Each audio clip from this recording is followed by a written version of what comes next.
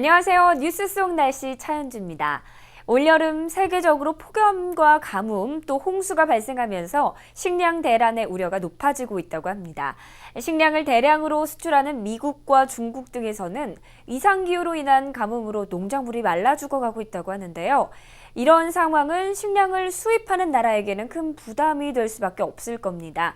그래서 오늘은 흉년과 기아에서 벗어나고 풍년이 들게 해달라는 의식에 대해서 이야기를 나눠보도록 하겠습니다. 오늘도 K웨더 반기성 센터장님 나오셨습니다. 센터장님 안녕하세요. 네, 안녕하세요. 네, 센터장님 예전에는 날씨가 나쁘면 또 흉년이 들고 그러면 참 살기가 힘들었을 것 같아요. 그래서 뭐 풍년이 들게 해달라고 많은 나라나 문명에서 의식을 치르고는 했다고 하는데 오늘은 독특한 풍작 의식에 대해서 소개해 주신다고요? 네, 오늘은 조금 독특한 풍작 기원 의식에 대해서 소개해 보도록 하겠습니다. 네. 10여 년 전에 개봉했던 번지 점프를 하다라는 혹시 영화를 보신 적이 있나요? 네, 본 적 있어요. 저는 정말 재밌게 보았던 영화인데요. 네. 이 영화는 온통 사랑에 관한 이야기뿐이었음에도 썰렁하거나 식상하지 않았던 기억이 있습니다. 그렇죠. 주인공 이병헌과 이은주 커플의 완벽한 조화가 참 좋았었고요. 이들이 펼치는 사랑, 헤어짐, 그리고 17년 후 환생을 통해 다시 만난 연인들의 이야기인데 그들은 맨몸으로 번지 점프를 하죠. 그런데 갑자기 센터장님께서 번지 점프를 얘기를 꺼내시는데 혹시 이 풍작 의식과 번지 점프가 어떤 관련이 있는 건가요?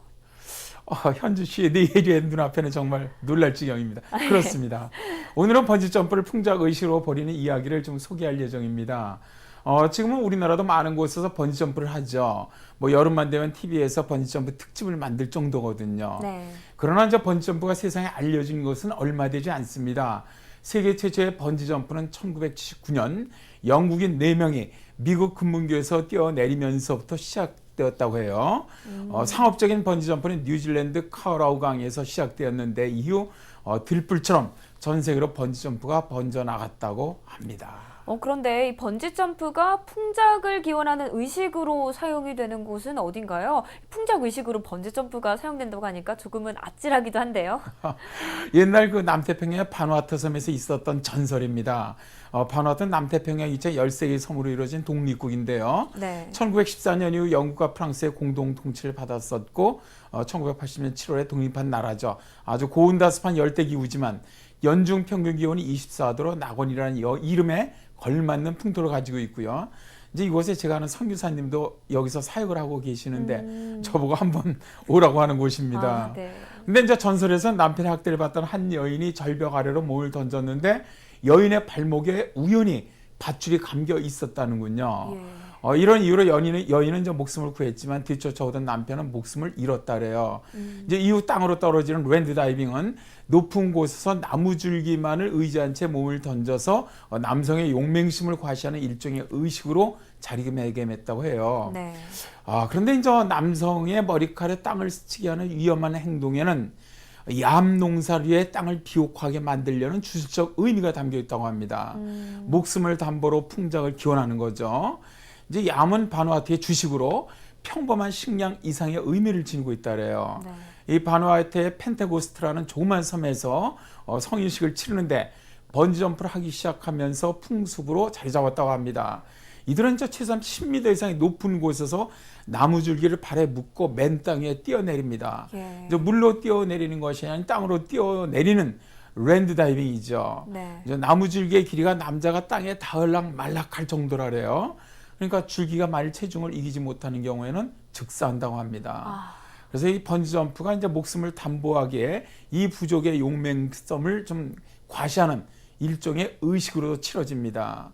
이제 이들은 땅을 향해 떨어져 땅을 다져주는 의식을 통해서 풍요로운 풍년이 들게 해달라는 간절함이 있다고 하네요. 아니, 얼마나 이 식량이 간절했으면 목숨을 걸고 그렇게 땅에 떨어지면서 의식을 행했을지 참 어떻게 보면은 안타까운 일 같아요. 그런데 센터장님 혹시 이런 의식을 하는 다른 나라도 있을까요? 번지점프를 통해 풍년을 기원하는 의식이 이제 바누아투의 지구 반대편 멕시코 쪽에도 있습니다. 네. 아즈테카 문명의 흔적이 고스란히 남아있는 베라크루스주의 파판틀라인데요. 여기 원주민들은 볼라도레를 한다래요. 볼라도레는 스페인어로 하늘을 나는 사람들을 뜻합니다. 이들은 신에게 풍작을 기원하고 비를 내리게 해달라며 나무줄기에 몸을 묶고 18m에서 40m 높이의 나무 기둥에 오릅니다. 안전장치 하나 없이 나무 기둥에 올라 줄 하나에 몸을 맡기고 허공에 뛰어내리는데요. 보는 사람의 심장이 더 떨린다는 그러게요. 예, 볼라도레로 죽은 사람도 굉장히 많다래요. 네. 그럼에도 이들은 번지점프가 풍년을 가져온다고 믿고 있다 그래요. 식량에 목을 메고 살았던 고대 원주민들에게 번지점프는 신에 대한 간절한 기원이었다고 볼 수가 있겠습니다. 네, 뭐 예전에 우리나라의 역사를 봐도 가뭄이나 홍수 뭐 이런 천재지변이 일어나면 왜 식량 생산이 줄어들어서 왕부터 반찬을 줄였다 이런 이야기가 있잖아요. 또 무당이나 재관 등을 통해서 가뭄이나 홍수가 멈추고 풍년이 들게 해달라고 제사를 드렸던 기록도 많고요.